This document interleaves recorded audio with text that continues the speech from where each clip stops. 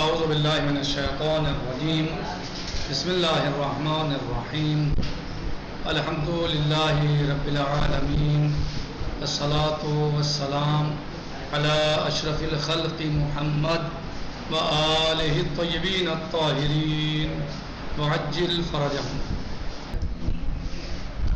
تو اس پر ہم نے گزشتہ درس میں بیان کیا تھا کہ جو دلیل مورز قطعی ہوتی ہے اس میں الگ سے شارع کی تائید کی ضرورت نہیں ہوتی، یا الگ سے شارع کے کہنے کی ضرورت نہیں ہوتی کہ یہ حجت ہے۔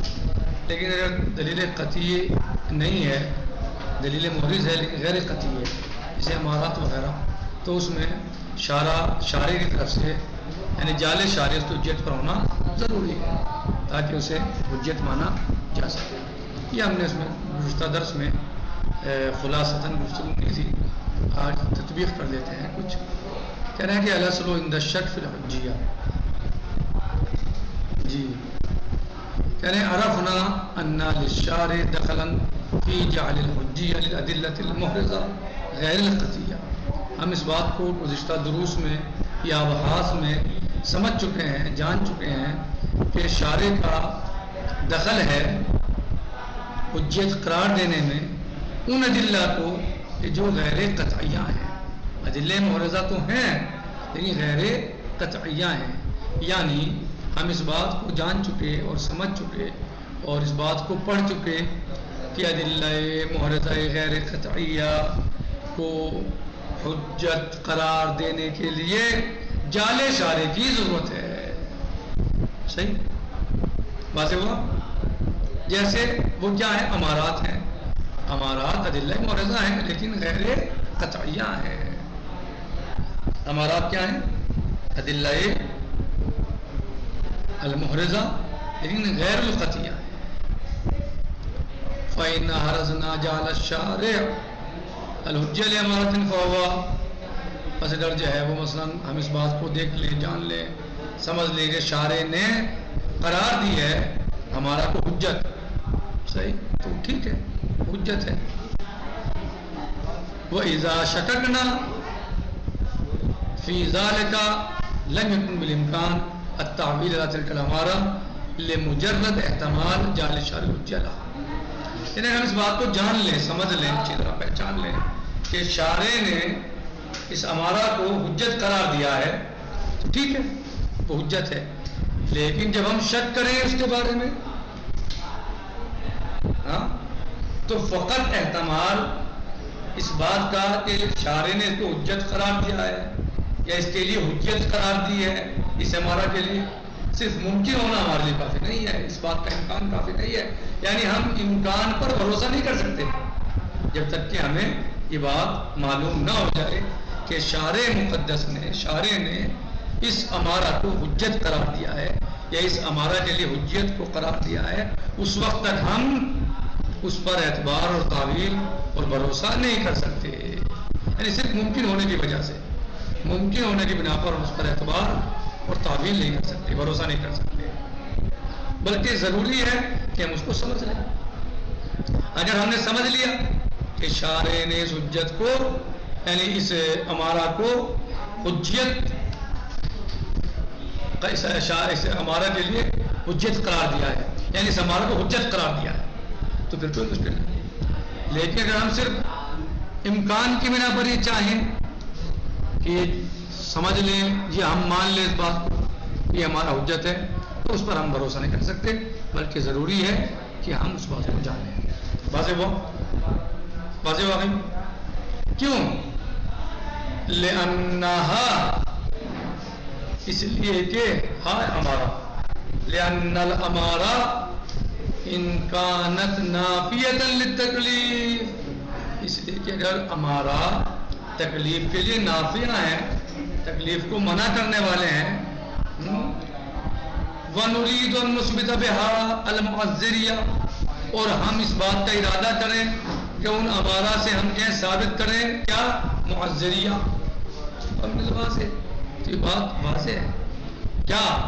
بنا علامہ تقدم جو بات جیسے گزر چکی ہے، کیا گزر چکی ہے؟ کیا عدم امکان ذالکا ما لم نحرج علی الحجیہ لہا، کہ یہ بات ممکن نہیں ہے کہ ہم اس پر اعتبار بھروسہ نہیں کر سکتے جب تک کہ ہم اس بات کو نہ جان لے کہ شارع نے اس کو حجت قرار دیا۔ بات سمجھ آ رہی یا نہیں؟ اگر ہم ایک چیز کو ہمارا کے ذریعے مثلا منع کرنا چاہتا ہے، ہم اس کو ثابت کرنا چاہتے ہیں، اس کی موضوعیت کو، کسی چیز کی موضوعیت کو ثابت کرنا چاہتے ہیں اور ہمارا اس کو نفی کر رہے ہیں تکلیف کی مثلا، اب ہم اس کے ذریعے سے ہم یہ کریں کہ اس سے موضوعیت ثابت کرتے ہیں اس بات کی، صحیح؟ تو ہم اس بات کو، یہ بات گزر چکی ہے کہ ممکن نہیں ہے کہ امکان کے بیس پر ہم ہمارا کی حجت کو قرار دے دیں، بلکہ ضروری ہے اسی وقت ممکن ہوگا ہمارا کی حجت کو قرار دینا یا ہمارا کو حجت ماننا جب ہمارے پاس علم ہو اس بات کا کہ اس کے بارے میں شارع نے حجت قرار دی ہے، اس کو حجت کہا، صحیح؟ الذی یعنی وہ کیا ہے؟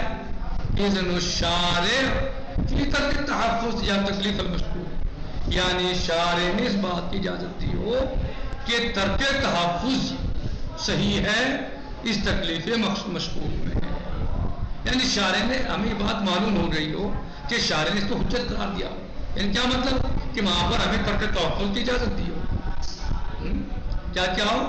ترک تحفظ کو کی اجازت دی ہو، یعنی اذن فی ترک تحفظ، یعنی شارع نے ہمیں اجازت دی ہو اس کے ترک کرنے میں، اس کے تحفظ کو ترک کرنے میں، اس کو ترک کرنے میں اجازت دی ہو۔ اور یہ بات یہاں معلوم نہیں ہے، صرف امکان ہے، اگر ثابت ہو گیا کہ ہاں اجازت دی ہے اس بدون اعراض حاصل اذن، بس بغیر احراز کے، اعراض سمجھ رہے ہیں؟ اعراض تو سمجھ رہے ہوں گے، اس بدون اعراض حاصل اذن تکون منجزۃ الاحتمال للتکلیف الواقعی قائمۃ بحکم العقل، بس بغیر احراز کے، بغیر اس کو جانے، بغیر اس کو سمجھے، یہ اذن ترک تحفظ میں منجز ہوگا کس بات کا؟ تکون منجزیت الاحتمال للتکلیف الواقعی، بھیا منجز ہوگا کس بات کے لیے کہ یہاں پر جو ہے وہ احتمال پایا جاتا ہے تکلیف واقعی کے لیے جو قائم ہوتا ہے حکم عقل سے، چونکہ جب وہاں پر ثابت نہیں ہے علمی حوالے سے، ہمیں معلوم نہیں ہے کہ شارع نے اجازت دی ہے، یہ کہاں ہو سکتا ہے؟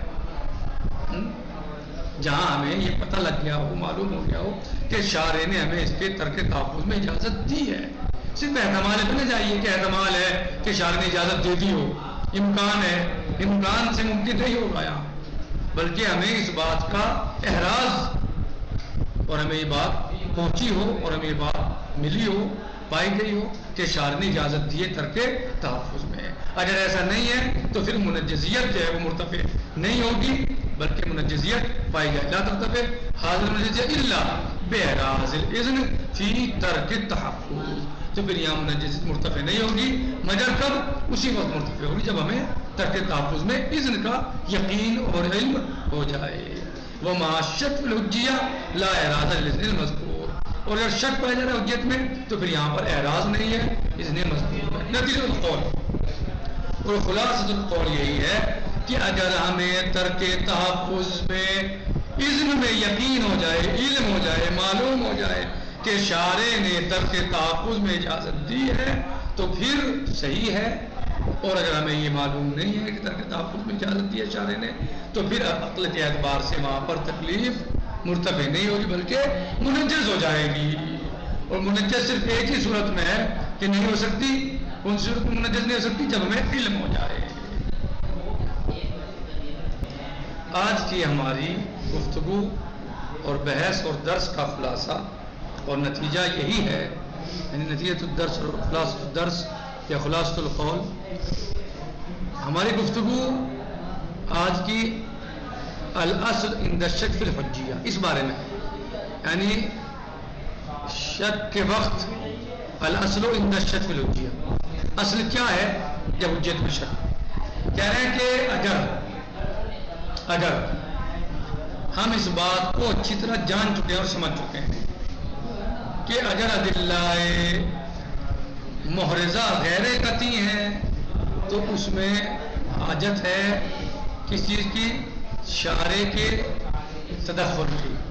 شارع کے تدخل کی. تدخل کیسا؟ کہ شارع یہ کہے کہ یہ حجت ہے اگر ادلہ محرزہ غیر قطعیہ ہے. چونکہ ادلہ محرزہ قطعیہ میں شارع کی الگ سے تدخل کی ضرورت نہیں ہے کہ شارع الگ سے کہے کہ یہ حجت ہے یا حجت نہیں ہے. لیکن غیر قطعیہ میں حاجت ہے اس بات کی کہ شارع کہے کہ یہ حجت ہے. ہمیں اس بات کا یقین اور علم ہو کہ یہ حجت ہے. اور اگر ہمیں یقین اور علم نہیں ہے کسی شے کی حجیت کے بارے میں تو پھر ہم وہاں اس تکلیف میں صرف امکان کے بیس پر اس پر اسے حجت نہیں مان سکتے. صرف یہ ممکن ہے امکان کے بیس پر نہیں، بلکہ اگر ترک تحفظ میں شارع کی طرف سے ہمیں اذن ملا ہے تو پھر ٹھیک ہے، ہم اسے ترک کر سکتے ہیں، معذور ہو سکتی ہے، معذرت بن سکتی ہے. لیکن اگر ترک تحفظ میں اذن ہمیں نہیں ملا، اس کا ہمیں یقین نہیں ہوا، تو پھر وہ حجیت اپنی جگہ پر قائم ہے اور باقی ہے تکلیف میں، اور بلکہ ہمیں اس پر عمل کرنا ہوگا. عقل بھی اس بات کو کہتی ہے کہ اس پر ہمیں عمل کرنا ہوگا جہاں پر ہمیں ترک تحفظ پر اذن نہیں ملا ہے. اگر اذن مل گیا ہے تو کوئی بات نہیں ہے، وہاں پر جو ہے وہ تکلیف مؤثر ہو جائے گی. لیکن اگر ہمیں ترک تحفظ پر اذن نہیں ملا ہے تو عقل بھی یہی کہتی ہے کہ اس تکلیف پر عمل کیا جائے، اور صرف احتمال کی بنا پر ہم اسے نہیں چھوڑ سکتے، اسے معذور سے وہ ہمارے لیے مؤثر نہیں ہو سکتی. اگر ہمیں یقین ہو گیا، علم آ گیا، ہمارے لیے بات آشکار ہو گیا کہ مولا نے یہاں پر ترک تحفظ میں اذن دیا ہے تو اس پر عمل کریں گے. اور اگر اذن نہیں دیا، ہمیں یقین نہیں ہوا، اعراض نہیں ہے، تو پھر وہاں پر ہم شک کے ساتھ وہ ہمارے لیے حجت نہیں ہے. یعنی جب تک اعراض نہ ہو جائے، یقین نہ ہو جائے ترک تحفظ پر، اس وقت تک وہ ہمارے لیے حجت نہیں ہے، بلکہ تکلیفی حجت ہے. وہ ہمارے لیے منجزیت ہے، یعنی منجز ہے ہمارے لیے، اس میں تکلیف منجز ہے. والحمدللہ رب العالمین. السلام علیکم ورحمۃ اللہ وبرکاتہ.